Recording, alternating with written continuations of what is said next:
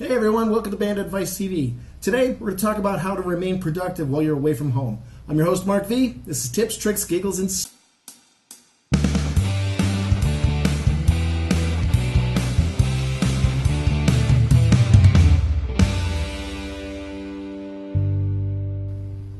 Hey everybody, welcome. You may notice a slight departure from my typical wrinkled black bedsheet backdrop.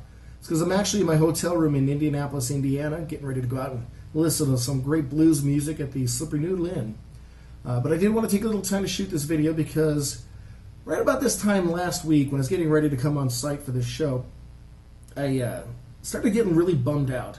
I've been making a lot of progress, been doing really well with keeping up with the videos. I've got this new plan, I'm writing a lot of music, and I've got some great things that are going to be happening next month. And it's just like, oh my gosh, I got to go out of town for 8 days. It's going to totally derail everything I'm trying to do, and I just hope I can still find the inspiration afterwards. But then it kind of dawned on me. It's like, I'm pretty portable. I mean, I've got my MacBook, which has got my DAW on it, as well as my video editing software. I've got a really nice condenser USB microphone here. I've got a smartphone that's got an HD camera in it. Really, the only thing I don't have is my guitar. And that's when it kind of occurred to me that there's so many other things that I could be doing that need to be done that don't necessarily require having my guitar here. So I started thinking back to a time when I attended a tech conference about 6 or 7 years ago. One of the tracks I sat in, it was about maximizing your downtime. And the particular speaker was saying, it's like, you got more downtime. We all have more downtime than we realize. We just have to learn how to turn the Facebook off and utilize that time for something better.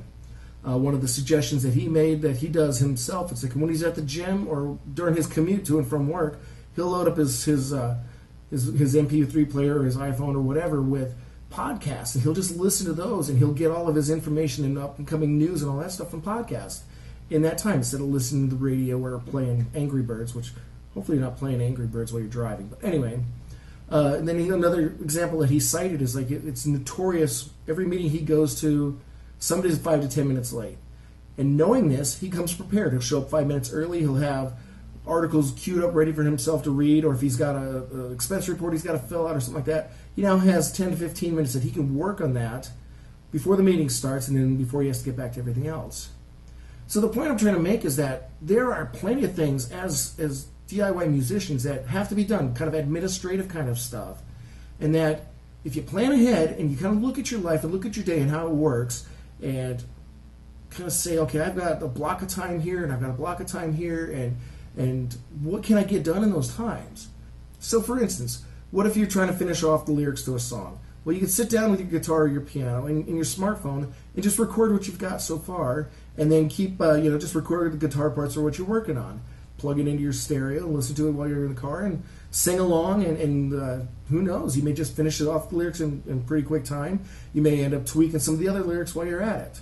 Let's say during your lunch hour, instead of going out to lunch, take your lunch and use that time to do things like fill out your copyright forms or kind of plan out what your next recording session is going to be, or maybe even work on your cover art or your thumbnails for your YouTube channel, or even spend some time editing raw footage into your next video that you're going to use.